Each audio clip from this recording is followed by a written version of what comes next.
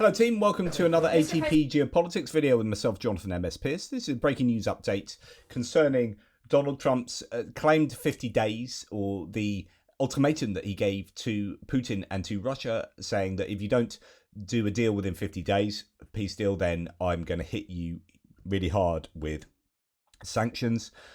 He, I think, touted 100%, not the 500% of Blumenthal and Graham's Senate bill, but it's serious sanctions on not only Russia, but secondary sanctions on countries that are buying stuff from Russia.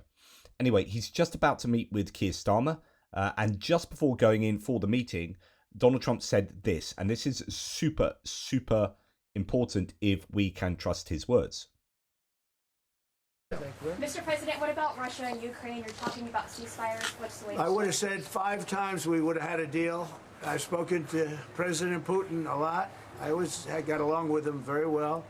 But 5 times, and every time 4 times maybe. But we've had discussions. You and I have had discussions. Yeah. We thought we had that settled numerous times. And then President Putin goes out and starts launching rockets into some city like Kiev and kills a lot of people in a nursing home or whatever. You have bodies lying all over the street. And I say that's not the way to do it. So we'll see what happens with that. I'm very disappointed. I'm disappointed in President Putin. Very disappointed in him. So we're going to have to look, and I'm going to reduce that 50 days that I gave him to a lesser number, because I'm going to have to reduce that 50 days I gave him to a lesser number. So September the 2nd was the cut-off date. Now we're looking, what, middle of August or something, I don't know, but a lesser number. If that's truly, what he means, if he stands by his word, then that's a significant move, I think, in favour of Ukraine here. I think I already know the answer what's going to happen. Okay? Thank you very much. I already know the answer what's going to happen. So here is somebody who has lost confidence in Putin, who now sees Putin as someone who is not true to his word, who's been stringing the United States along. And here he is very clearly saying that he's going to move the 50-day ultimatum forward. And I think that is something that is going to benefit Ukraine, because it's unlikely that Russia will want to settle into a peace deal in the next couple of weeks. I can't see that happening. They are pushing in Pokrovsk, although there's a little bit of a counter there that I want to report on.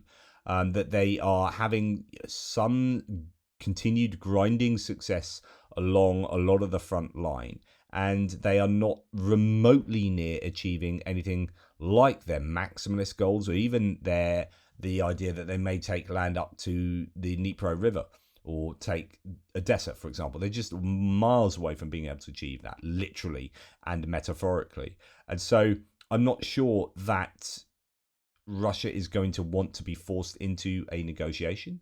I think Ukraine probably knows that, but can seem keen for a negotiation themselves. Yep, we're playing ball. We are doing what you are asking us to do. Russia aren't doing what you are asking them to do. Therefore, you need to punish them. And it looks like Donald Trump is much more open to that route now, and he's going to be speaking to Keir Starmer. Keir Starmer is super, super supportive of Ukraine.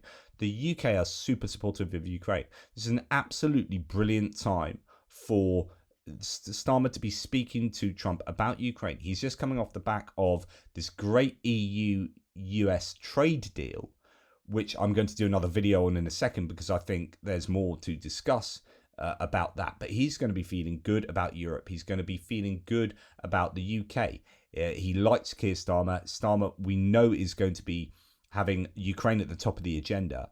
I feel much better for Ukraine, given that kind of rhetoric, than I have done for some time. I know we're aware that the US, as part of the trade deal, are going to be selling a lot of equipment to the EU. It'd be nice if they came along with some presidential drawdown authority, that they've got, 3.8 billion in the bank for that from the last appropriations. Then they've got part of the NDAA, the kind of budget for the Department of Defense. They've got some money in there for this year and looking like for next year. So the US have some scope to help Ukraine as well. And this is These are really good indications, I think, from Trump for Ukraine. But you never know. He's only as good as his last 10 minutes, Trump. So, anything he says has to be understood in that context. But, other than that, things could be looking better for Ukraine from a US point of view. Let me know what you think. Take care, and I'll speak to you soon.